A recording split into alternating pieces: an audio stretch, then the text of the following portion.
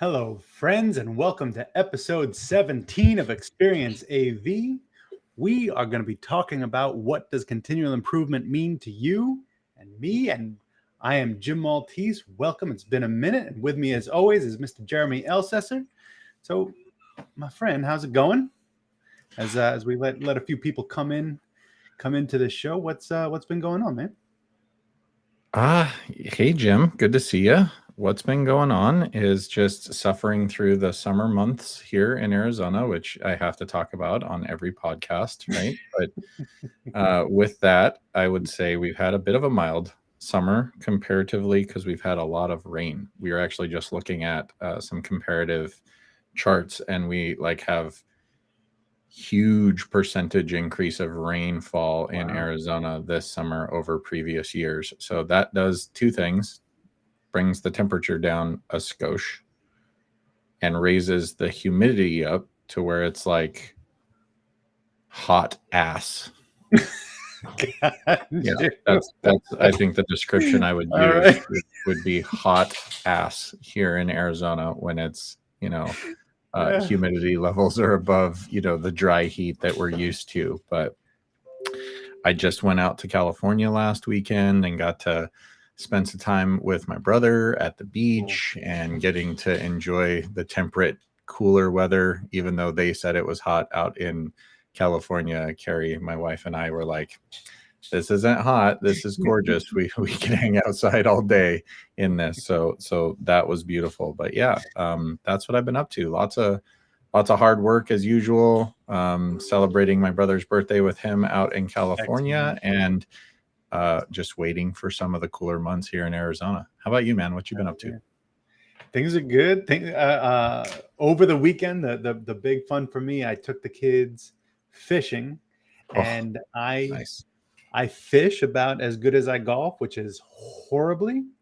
In my life, my fishing highlights have been I caught a crab, and the crab floated up on the hook, kind of flipped me the bird, and then floated back down into the sea. It was, I don't know, we had a thing. And then I've also caught seaweed and twigs. So fantastic.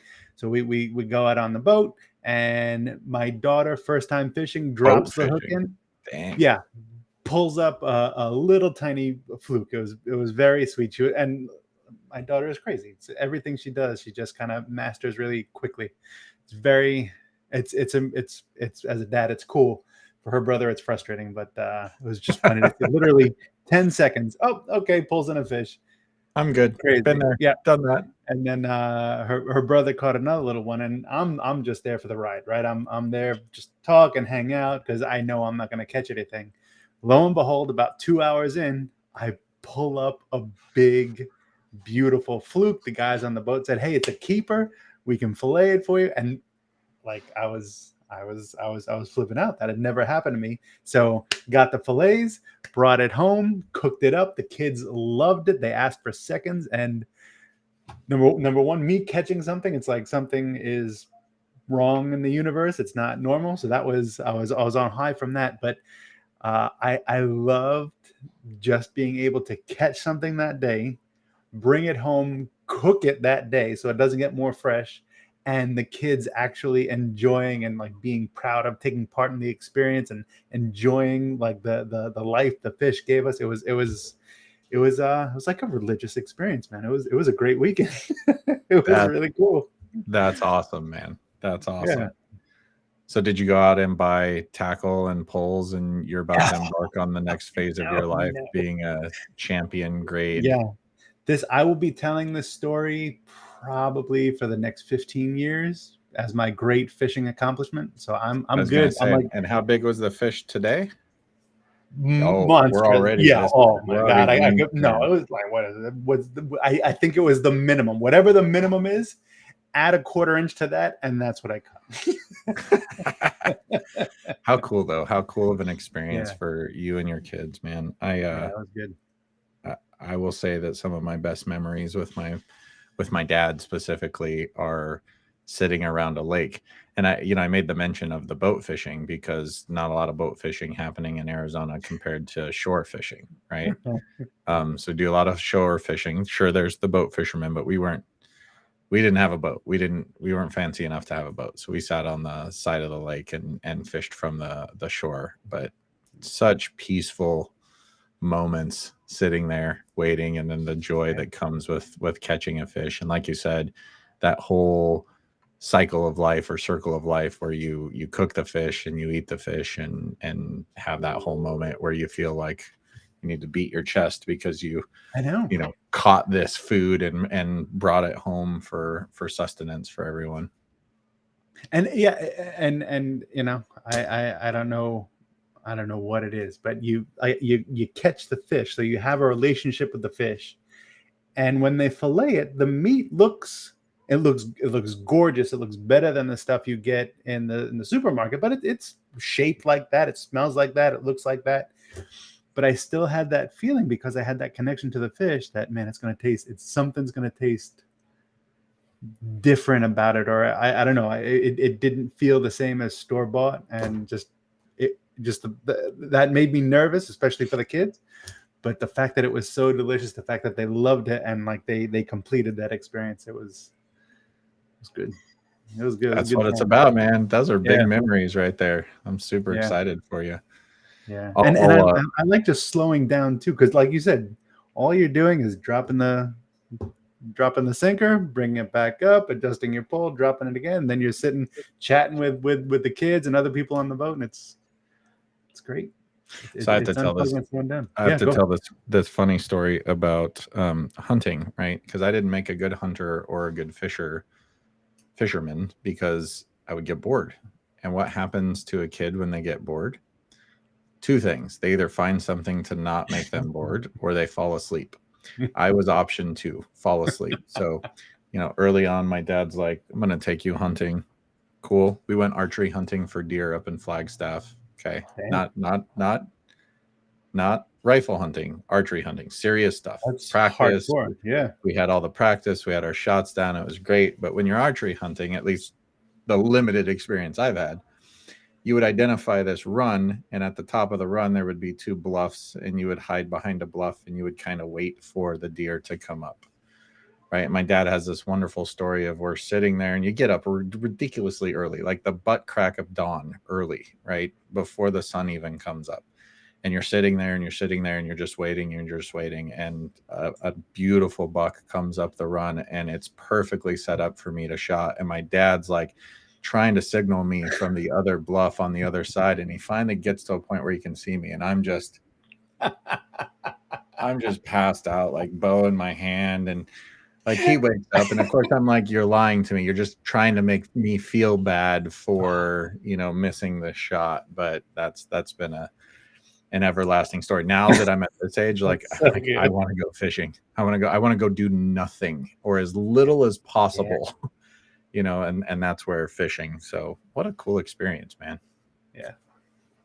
It was fun. I love that story, man. It's so good. Oh, I know. It's horrible. Just throw myself under the bus and throw it in reverse a few times.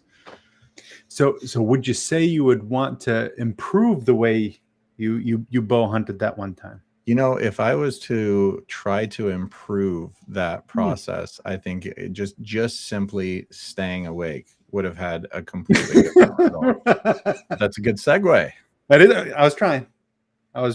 So let's get into the topic a little bit. We are here to talk about continual improvement and what that means to you, to us at a company level, right? At an organizational level, not so much personally, but how do you identify issues? How do you improve effectively? How do you share that information with the team? How do you want to start this, man? Like, you want to start at the top, or what do you? Well, for me, I started to think, when was the first time I ever heard the words continual improvement? Mm-hmm. And for me, it links back to quality management, right? Mm-hmm. And as I just quickly did a Google here and I typed in continual improvement, the very first entry that Google brings up is ASQ, right? The Association for Quality. Yeah. So, okay, this is a quality concept, this continual improvement. Now, for those who don't know that are listening, we're big advocates of AV9000. We are on the board. We're education providers for AV9000. We're a big part of it. And AV9000 is founded in the ISO 9000 quality management system, and the concept of continual improvement is a core tenet. Like without that mindset, without that concept, you really can't be compliant with ISO 9000 and thus AV 9000 as it relates to our particular industry. Fair to say? Super fair. Super fair. So let me start with this. How about the ASQ definition of what continual improvement is? Let's do that. So continual improvement is the ongoing improvement of products, services, or processes through incremental and breakthrough improvements. These efforts can seek incremental improvement over time or breakthrough improvement all at once. Okay. That is ASQ's definition of continual improvement. It's kind of self-explanatory, right? Like, yeah. Never done. Right. Right. That's what it means to me, is you're never done. Yeah. You're never done.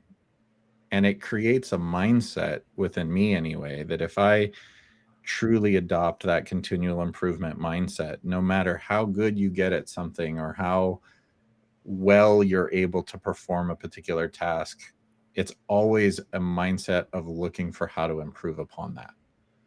How do Absolutely. I create a better experience for somebody? How do I do this task faster? How can we lean out this process and have the exact same result at the end of the day? Yeah. Yeah. And for me, there's like two ways that I look at it almost. It's like, one is like that, it's like that samurai mentality where you practice, or excuse me, the yogi mentality, where you, like a true yogi will just take one position and work on that for their entire life and continually improve that position, be able to sit in that position or stand in that position for hours and hours and hours upon end. So they're always looking to continually improve that one thing. And that's powerful. But the other thing, I mean, we're in AV technology world where our clients are changing, technology is changing, the offering is changing. So of course we have to change, and we're always changing how we deliver things. We're changing the tools we use. We're changing the equipment we install. So you have to be changing if you want to stay alive, right? Because that the world we're in does. That's an interesting. I mean, yes, I agree with your comment, but it's interesting because that almost feels, it's an interesting aspect of continual improvement when thought of it. It's almost an evolution, right? Because I was even thinking about that. I'm like, well, you might know how to do a thing, but then technology changes, and the same thing you did before doesn't apply because of a point that has changed that's outside of your control, and you have to adapt to it, right? Adapt or evolve a process. Fits right into that continual improvement mindset, right? So building that concept or building that mindset into everything that you do should help you adapt when those things outside of your control impact and require adjustment. I think that's what you're saying there. That's what I'm taking it as. Absolutely. Absolutely. So and so let's carry that forward. Like, how can organizations identify those areas where they can improve? Wow.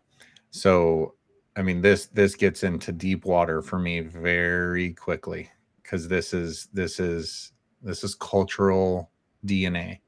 Yeah. This has to, in my opinion, I want to be just stalt about my statement here. In my opinion, what you just stated is a top-down discussion. Meaning, if everyone in the organization from the top all the way down doesn't have that mindset for continual improvement, okay, how will you build a culture of continual improvement? Because to me, the answer to your question was one of culture. What kind of culture is at the company? Mm-hmm. Here's a great example, and Mr. Maltese, and when I say Mr. Maltese, I'm referring to your father, senior, in this petite senior. Ooh, I don't know that he would like that, but the mature Mr. Maltese. I don't know, man. I'm trying, man. So we're gonna go with senior here.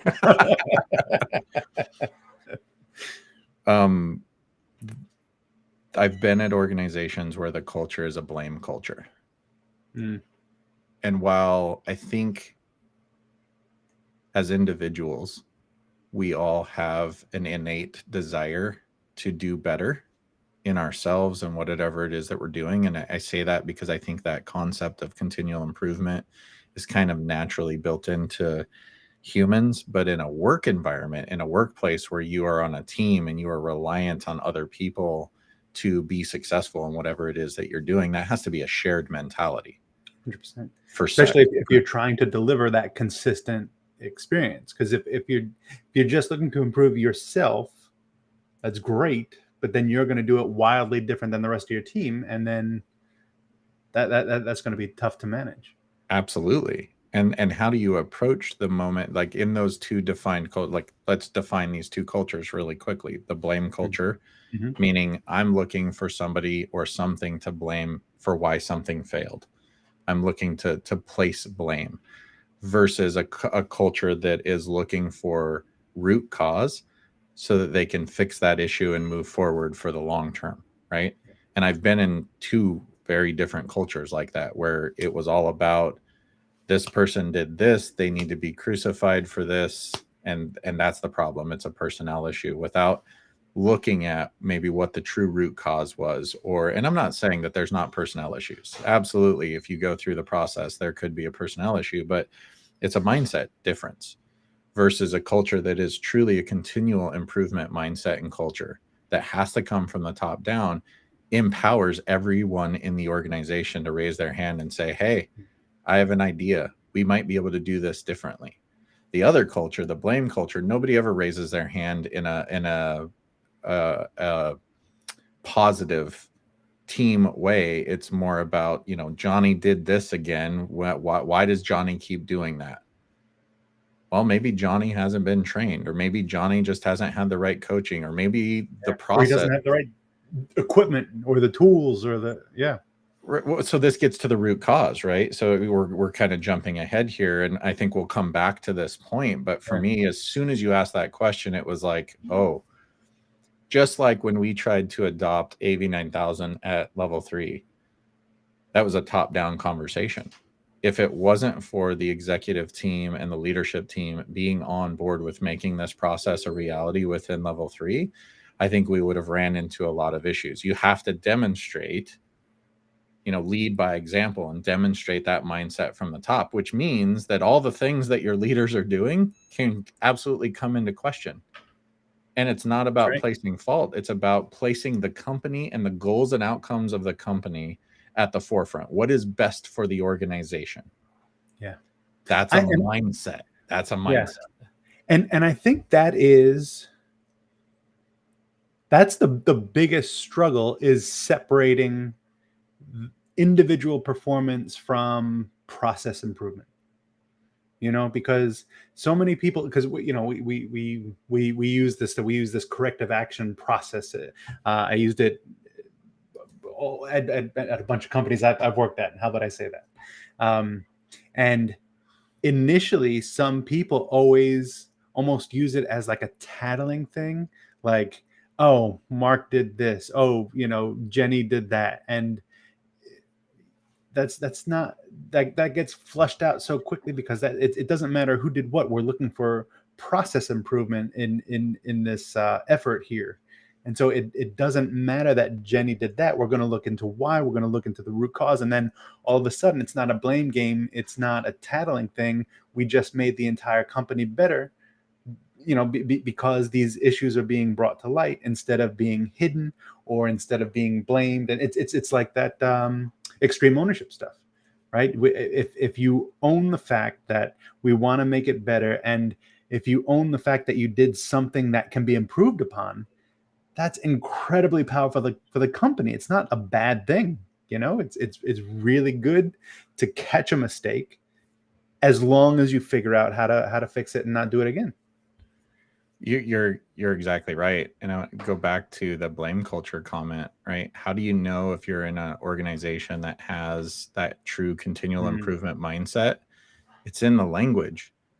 It's in the words. It's in when something happens, because let's be honest, something's always going to happen in the world of business, right? Nothing runs perfectly.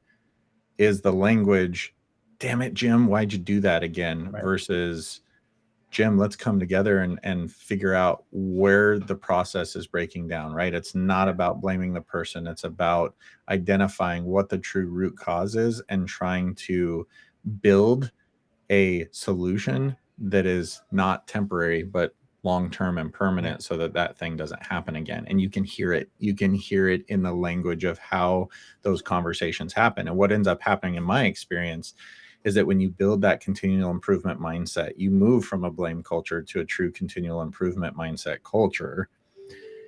Inevitably, there are humans connected to every process. And so even when a process breaks down, there's a human that might feel like they contributed to the breakdown of that process. Here's another indicator of the culture.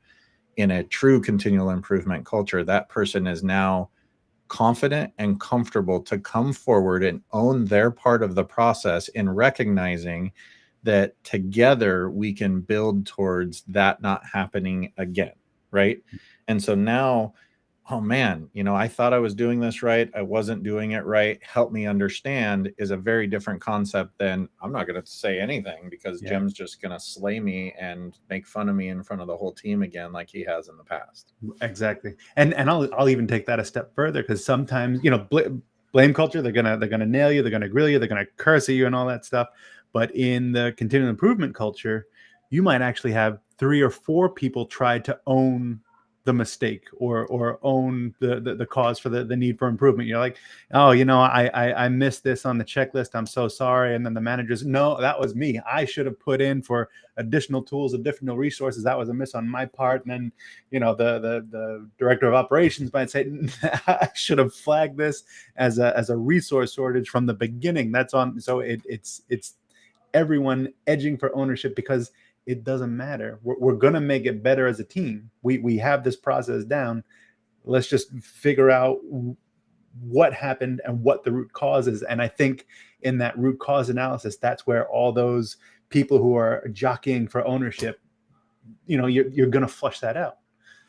Well, and what a great anecdotal moment there. Because again, like I said, that language, you hear it in the language, to your point, right? When in that continual improvement, everybody's fighting to take ownership over the breakdown, because everybody knows that together we will solve it for the long term.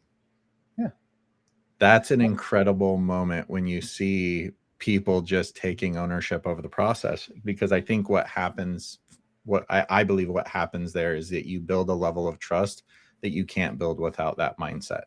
Yes. When I can truly trust Jim to be vulnerable and share my part in the process and take ownership over where I could potentially do better, right? And maybe it's not that I did anything wrong, but maybe there's an opportunity to improve upon the way that I did it, and to take ownership over the role that you play in there builds incredible trust amongst all of the teammates. Like, we can have an open dialogue, we can put it up on the board, we can talk about it without somebody's feelings getting hurt.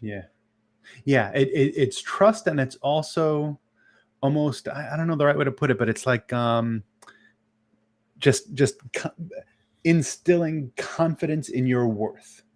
I feel like in that blame culture, they're always on the verge of getting fired. They're always, it's just cutthroat. Everyone's looking to undercut someone else to make themselves look a little bit better, and then get that next promotion or bonus or whatever. But in that continual improvement thing, you're part of a team that is moving together, and you're an important part of that team. So you have that confidence that people know that my intentions are good. I'm not trying to mess up the project. I'm not trying to hurt the company. I'm a team member. And so as long as you have that confidence that people value your contribution, I think you're more likely to want to improve the team, and take ownership and offer suggestions. Spot on. Yeah. Again, you got to trust. For me, it comes back to trust again. I need to be able to trust you that you're not going to do those things in order for me to feel comfortable enough to truly, authentically, collaboratively work through a solution. Yeah. That's not Yeah. going to happen in the blame culture. So before I knew of the word continual improvement, which probably came into my life, I would say 15 years ago now or so. But prior to that, we would bring somebody on board at level 3 and they would ask us about our culture, right? Like, what kind of culture is this? And I would usually say two things. I would say we're a work hard, play hard culture, right? Do whatever it takes to get the job done, but then Mhm. make sure you have some time to have some fun and connect with humans around you. And number two, we have a mindset that while we think we might be pretty good at doing a thing, the minute that somebody comes along and shows us a better way to do that thing, we are now doing it that way. And that was my like rudimentary way of like having that continual improvement mindset from a culture. And just to share a little story there, we had an engineer that we had hired at one point, and he had come from a blame culture. He had come from a really negative environment, and quite honestly, you could tell that he was really resistive to wanting to trust us because of the previous experience that he had had. And for the first couple of weeks, it's a really interesting story. For the first couple of weeks, his behavior was untrusting, figuring that the other foot is going to drop. When is this going to turn into the same culture that I was a part of? And I actually had to stop him after about 2 weeks and say, hey, look, what I told you is the truth here, and everybody here works together, and we're noticing this mindset and behavior. Like, if you can't get on board with this, then I can understand if you need to go a different direction. And he quickly got on board. And I think Really? here's what got him on board. Okay. So we're an AutoCAD house. We've got all kinds of AutoCAD engineering templates, full CAD library, just like any other, integrator or consultant does.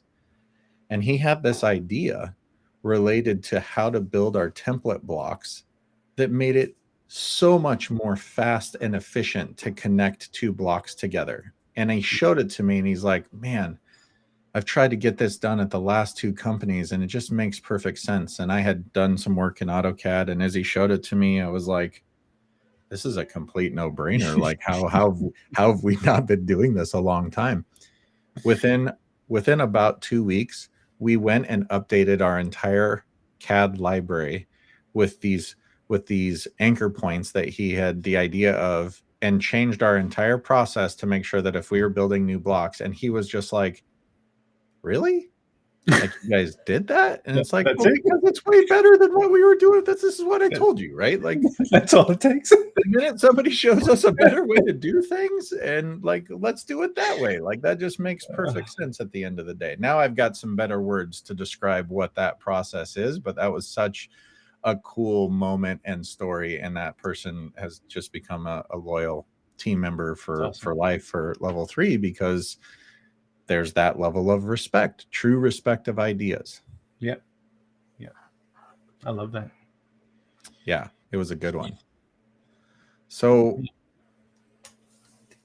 I will say that I have struggled in the past with how to create a vehicle, an environment for, or a process for. I don't think we struggle with creating the environment, but maybe the vehicle for how do you surface opportunity for improvement within the company. Yeah.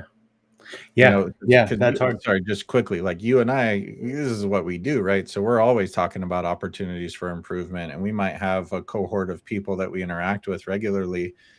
We're not always interacting with a technician that's in the field, or with an engineer that's drawing a set, or with a field engineer that's commissioning a system. The people who have their hands on the stuff and are actually doing the work to deliver the projects that we have, that's the most important opportunity to surface areas of improvement. And I've struggled with how to create a safe space or a safe process that allows someone to bring that forward, potentially anonymously if that's what it takes. Mhm. Because I think, again, if there's not that trust, or they're new to the company, or maybe they just haven't gone through the process, are they going to surface those particular issues in a way do they believe that anything's even going to get done with it, right? Like, well, I've mentioned this to Jesse, but and Jesse agrees with me, and man, we wish it would change. Well, if you wish it would change, you got to tell somebody about it. Okay, well, I told my boss and it never went anywhere because they were busy or whatever the reason was. What are your thoughts on how to build a framework for truly surfacing those opportunities to improve your business and create a better outcome? Yeah. I mean, that's the excuse me, the hard part. Once you have that culture where people are willing to do it, now you've got to internally market the process to the team. Internally market the process so that they know about it, right? So that they know it's not. It might start in a post-mortem meeting. It might start in a project meeting where someone notices a better way to do it. It might start in a department meeting. Oh, wouldn't it be cool if we did this? But more often than not, those really great idea sparks die there, right? Someone says it, it's captured in meeting minutes, and then it just fizzles out. Or someone gets excited about it, they research it a little bit, and then it still just dies. So if you don't have a process, and if you don't have, more importantly, a process owner who owns collecting these ideas, then you have to gather the stakeholders, and then the most important step is drawing a line in the sand for that improvement to take place and verifying that it has take place. They're just going to die. So it gets complicated, right? You gotta define the issue, work out how to do it, but now you've got to communicate the fix, the improvement to the entire team. That's step one. Then you have to ask the entire team, all right, how long is it going to take you to implement this improvement? Now, when you say, is it the process owner that's communicating this, or the person who brought up the issue in the first place, or the improvement potential? Yeah, it depends. What I've found, the most successful is the corrective action manager is like a project manager for that corrective action. So there's someone who identifies the issue, and they note it. They're the spark. They write in, they start the process, but then you need a project manager to see it all the way through. And so that's typically the quality department, where they take that information, document it, and then they start that whole process. And then go ahead. Do you use the word corrective action for process improvement as well? Because corrective action kind of, for me, lends itself towards something as broken. What if something isn't broken and it's just an opportunity to? Well, so that's, ISO has combined them. Oh, interesting. Yes. And that's why it's typically known as CAPA. It's corrective and preventive action, because if you have a corrective action, you're going to fix the problem that you identified, the one problem. But then ideally, it's going to be also usually always paired with a preventive action as well. So we fix the one problem, but it's a process. We're not here to fix that one problem on that one project or in that one department. We want to improve the way we do AV. So there's a corrective action to address that one problem. And then we're also going to come up with a preventive action that makes sure we don't do that again. That's interesting, because again, that falls into that there's an issue. Something didn't go the way it was supposed to go, versus like maybe just a suggestion for doing something that we hadn't done before.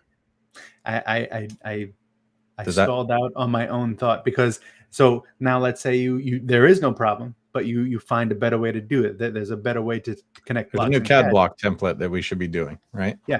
Skip the whole corrective part and jump right to the preventive part.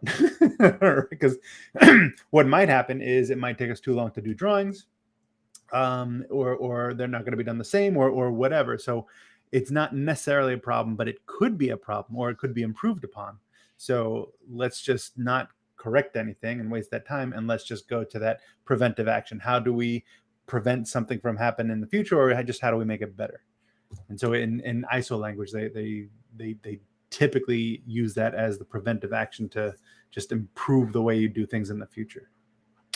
That's good. That's good clarity for me to understand that the kappa process is really all inclusive of, corrective action, preventative action, and ideas that could just improve upon the whole process, not necessarily something that's broken.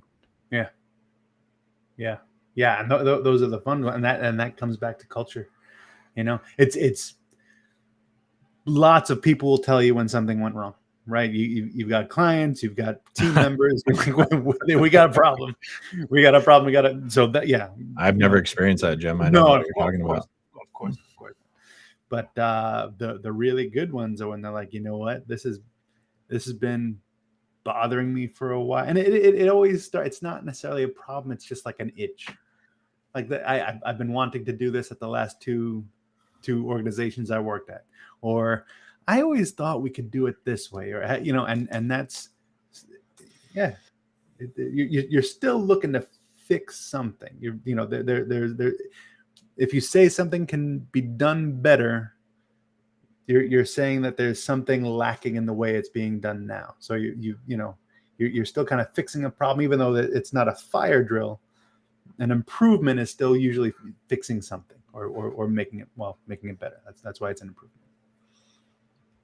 It's interesting when you start, taking the literal meanings of the words that we're saying, right? That's where we're getting into like some semantics or just some idiosyncrasy around like what does it mean. So what's the best way to introduce the kappa process? So the kappa process that's encompasses the whole process of someone in the organization surfacing a thing, whether it be improvement or corrective or anything. I'm assuming that there's a form for this. There is a form, and it's anyone in the organization. Custodian, administrative assistant, CEO, engineer, everyone needs to have access to this process. It's interesting. We had an engineering manager several years ago that tried to introduce the kappa process. And it was such an incredible idea. It was exactly like the ISO kappa process that you've described here. And it just fell flat. And the reason it fell flat, in my opinion, is because there wasn't that project manager that you defined, that quality owner, that quality process owner, who's going to pick this thing up and actually see it through to completion. Because I think that is probably the harder. It's easy to surface an issue. It's easy to surface an area where it could be improved. Much more difficult to stop and focus energy, time, effort, money in going down that corrective action route than just continuing to get the work done because everybody's so busy, right? And so without that owner, while it was a great idea, who's going to own this thing at the end of the day? Nobody ever put one in. And I think back even further, like when we first started the company, we put a suggestion box, which I think, the suggestion box is like the early days of what a kappa is, right? Yeah. Like anonymously drop a note in this box if you see an opportunity for improvement or something we should be doing as a company, experience like that. We did get some of those, but again, I think early on it was a great idea that lacked some of the execution necessary to build the trust within the organization. Because I think there's, coming back to the culture, it's great that you have a culture that states you're all about continual improvement. But if you don't actually act upon those suggestions, those issues, those corrective actions, as you've indicated, then I think you lose the trust of your organization really quickly. Yeah. And the anonymous bit, it's fine to have that option, but it makes it more challenging because what we do is complicated and there's nuance to it. And so if it's just like a scribbled out thing on an index card that's dropped in a box anonymously with no name, it's like there might be something there, but I might be interpreting it wrong. It's like if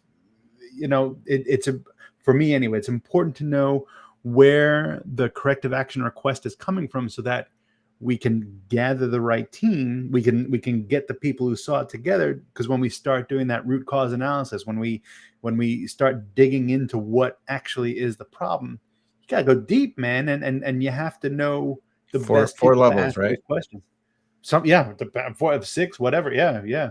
Keep Five asking five why. whys. Yeah. Yeah. Oh, I went 4, you went 6. It's actually 5, right? Is it I think 5 so. I think it's whys? five. You got to Yeah, ask 5 whys. why 5 times Yeah. before you get to the root of something. Yeah. Man, that's Sometimes. it. That's it. Sometimes it comes right away, right? But Yeah.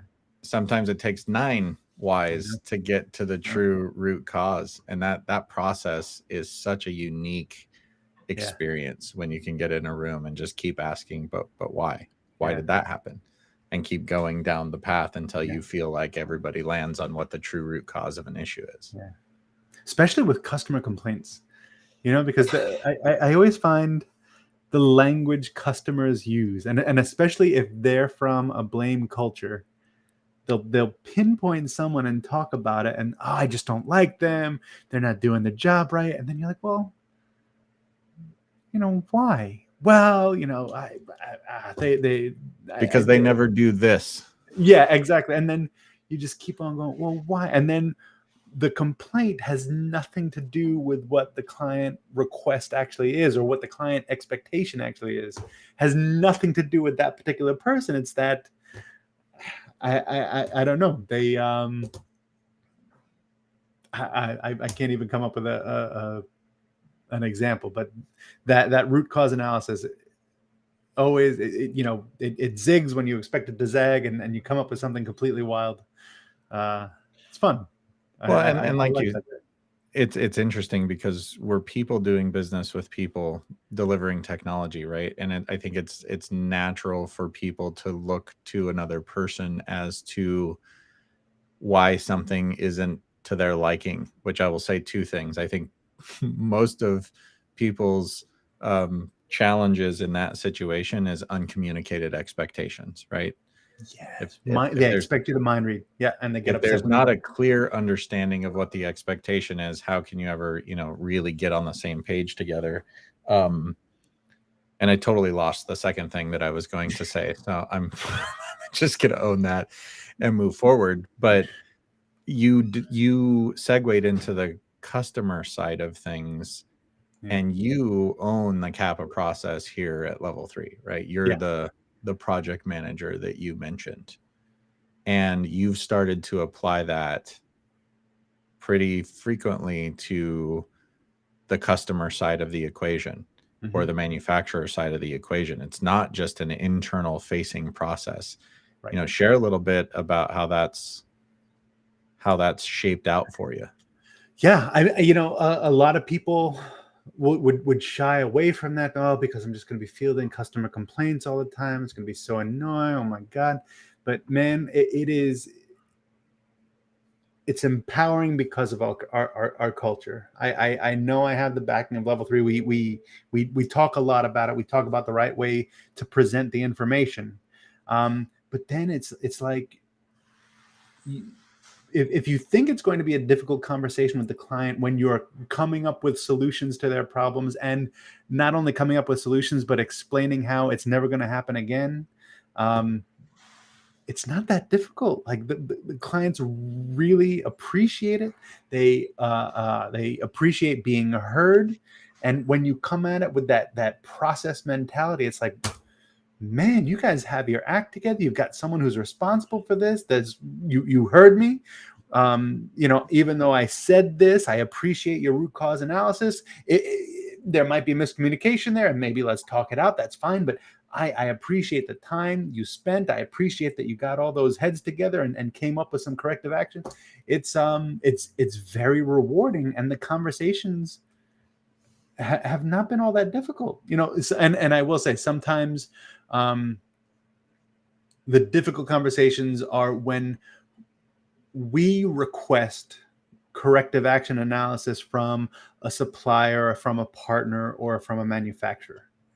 Because once you start to really believe in this, now if there's an issue with a device, if there's an issue with a service from a subcontractor or something like that, now you can say, this is the process we follow. We expect a similar courtesy of our partners. This issue has been going on for 6 months, and we just continue to spend money, spend resources, spend time on it. Let's do a corrective action together to figure it out. And that's where, if you've got a healthy culture and they have a blame game culture, they're going to be trying to cover their butt. They're going to try to explain things differently. But that's where it's been a little challenging. But internally, even with the customer complaints, it's been awesome. It's been really good.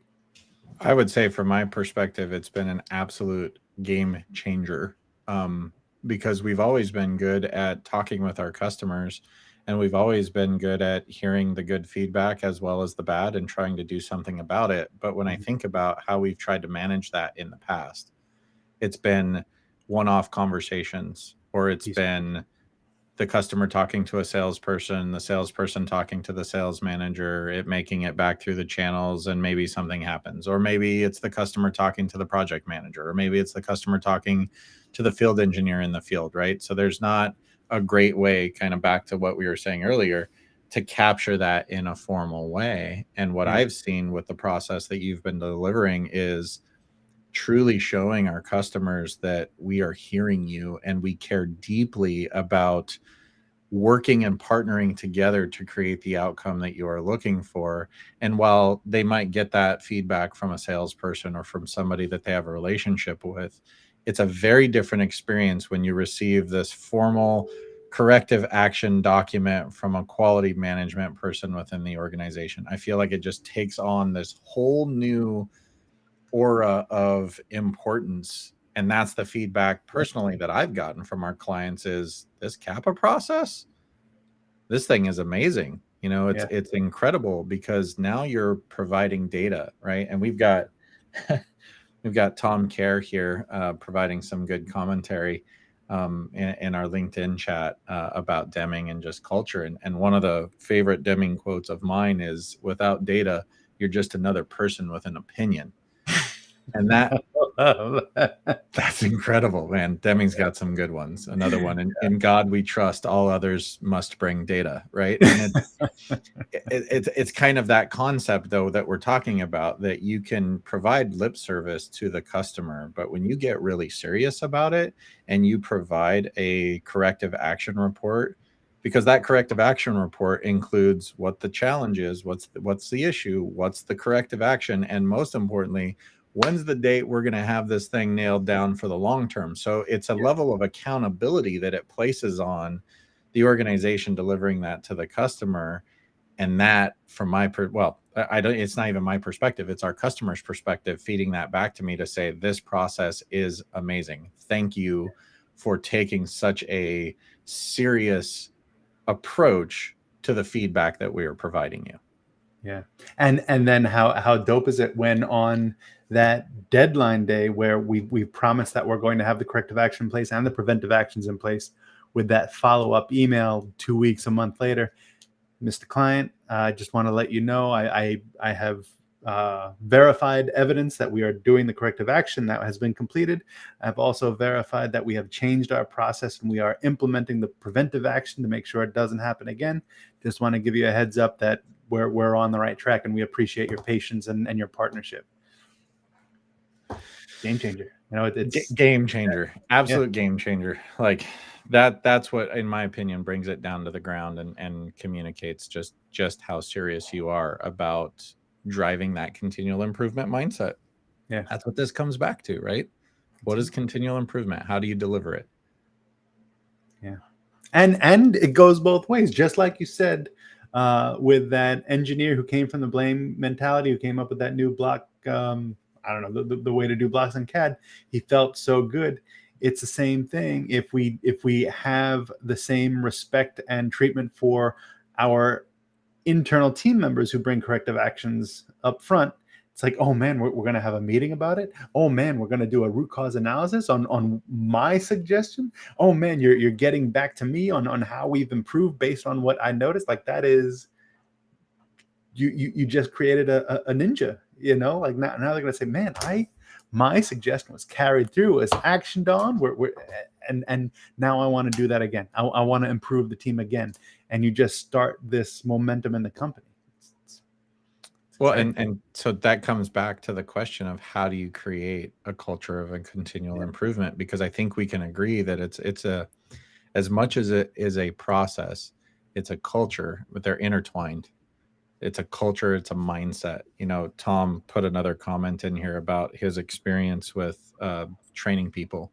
And, you know, we experience this too in AQAV classes, right? We get folks in there that are so excited about the idea of implementing some quality management concepts and tenets into the organization. Mm-hmm. And the first concern they have is, but my boss will never let me do it. I won't get the buy-in of the leadership team. How am I ever going to get the money to buy this thing that I need to do that thing? Yeah. Which comes back again to that cultural comment, right? You can have all the processes, you can have all that stuff, but if there's not the mindset happening from the top down within the organization, if, like you said, I loved hearing it. It made my heart just soar. I have ultimate confidence because I know that I have level 3 behind me, backing me, that I can go out there and I can truly deliver this authentic process to our customers and to our internal team members, and know that it's supported from every single person in the organization. That's a culture. That's a culture, but it's a two-way street, right? The work you're doing is feeding into the culture, which then feeds back into the work that you're doing with the customers. Yeah. Yeah. I love it. What else? What else you got, buddy? No, and I think the hardest part is just that follow-up. It's have and this is where the wheels can fall off. It can fall flat. I don't care. Didn't say it was your fault. I said I was going to blame you. Just had to throw Tom Care's face and comments up on the screen, because he's a mentor for me in the industry for many of the concepts that we're talking about, and much more from an AV engineering perspective. Yeah. But so the hard part is that discipline thing. Again, it's just like the checklist. You can adopt the checklist, you can say they're great, but you have to spend time doing them. It's the hard part of this whole process is having the discipline to go back to audit the corrective action and preventive action. And then that's where the difficult conversation comes in. Because if we say we're going to have this done and implemented by the 15th of September, and the 15th of September comes and I've got that little reminder in Outlook that pops up that says, hey, just investigate this corrective action number 17. And then you go in and it's not done. Well, now we've got a problem. And now we've got another corrective action. And now you've got to reach out to extremely busy people to say, hey, remember that meeting we had a month ago? And you said you were going to have these documents ready for me. I don't see the documents. And you got to start the whole process over. And that might be a difficult conversation, because especially if it stems from a client complaint, now on September 15th, you got to reach out and say, hey, we have this corrective action in place. We have some movement. We are not completely in compliance. I'm going to request another 2 weeks to make sure we are there. Could be different. There's some frustration there on the client side, but there's also some confidence in you, hopefully, because you're performing the audit. It might not be a successful audit, but at least they know you mean business. And that's where that audit part of it, that discipline, that checking in to make sure people are walking their walk, that's the hard part. Oof. Man, a lot to unpack there, and I totally agree with you. Jocko Willink, I love Jocko. He's got his famous freedom through discipline, or discipline equals freedom, right? And it took me a while to accept that, but it's totally true. And especially when you come to this particular process, I was going to ask, you hit on the sensitive nature that it can be when you need to approach someone that's busy with lots of things, Who's been to doing stop, it the same way for 10 years. Yeah. which is like the worst thing you could ever hear, right? Why do we do it this way? Because it's how we've always done it, right? Okay, well, let's think about a different or an That's alternative. the first why. But why? Yeah, that's one. That's number Exactly. one. Why have you always One more done to it this go. way? Well, because this guy made me do it this Yeah. way. Cool. Well, why'd that happen? Right? Yeah, no, I get it. To your point though, it's a very sensitive conversation to have. And it's a sensitive culture to build around that, to build that trust. And it's one of the reasons we've hired the absolute sweetest man in New York. If for those listening, this Jim Maltese guy is just the nicest New Yorker you'll ever meet. So he's a great person to come to the table and let you know where there might be some opportunity for improvement, and you feel great about it at the end of the day. But I think it's important to note that, like, it's a hard thing to do, and it takes discipline on your part, knowing that this person is busy and you have to come back to the table with them and keep talking about it to maintain the integrity of the process and the authenticity of the process. Yeah. And that's why I think having that complete approach to it helps, because it's not like it's Jim being annoying on a Thursday afternoon. Oh my God, now I got to do this. It's we had the meeting. We all agreed this was best for level 3. We all agreed this was best for the client. I know it's taking you a little bit longer. We have to get it done. Yep. And it's not me pestering them. The why is covered, and we're all bought in on the why. It's just now we got to do the hard work and get it done. It's incredible how much accountability that builds into the culture and the process and mindset as well. I heard somebody recently mention the Kappa process causes us to create time to address issues that we otherwise wouldn't stop and address because we're busy. And while you might have best intentions to correct an issue or to make something better, we're busy. You get busy all the time and you have a stack of stuff to do. So having you or somebody in that role who's responsible for taking ownership over those things and pushing them through the organization, I think is one of the best things we could have possibly done from a cultural perspective to show just how serious we are about that continual improvement mindset. Yeah. I'm very thankful for it, and I love it. And that's that Franklin Covey mentality when you're looking to prioritize thing. It's like you have important and urgent, and those are two things. So if things are urgent and important, you gotta attack it. Those are the people who are screaming at you. But if it's not urgent and not important, that's looking at Facebook and scrolling through. So you should, that's the time waster. But now we have to weigh, where do we spend our time? Do we spend our time on the urgent but not important stuff? Someone's screaming for it, but it's not really going to do too much. Or do we spend the time on the important but not urgent stuff? And that's where a lot of this corrective action things lie. There's not a fire drill for it. No one's screaming for it, but it is really important to the company. I always like that little 2x2 square: urgent, not urgent, important, not important, and then figure out what's what, and that always helps me prioritize things.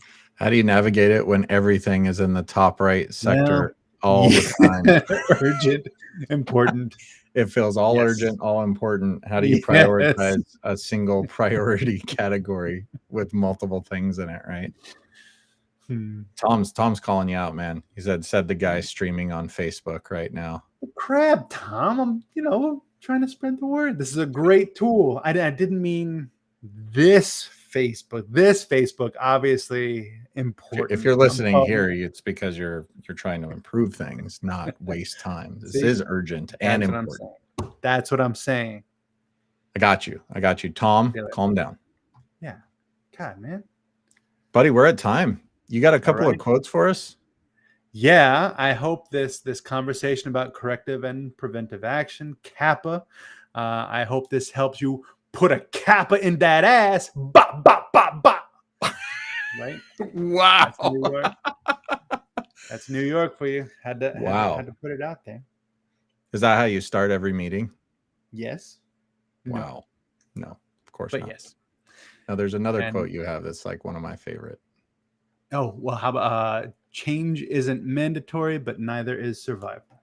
That's it right there. That one resonates with me on an incredibly deep level. Say it again for the folks in the back. Change.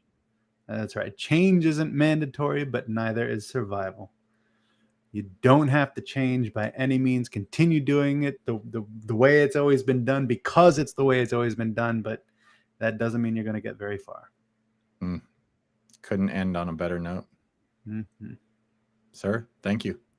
Thank you, man. And please, I hope if you have enjoyed this episode, please like, comment, and subscribe. Let us know you're out there. Let us know what you want to talk about. Hit the notification buttons because then you'll get information automatically on when we're going to be streaming. And I look forward to seeing you all next time. Thanks, everybody.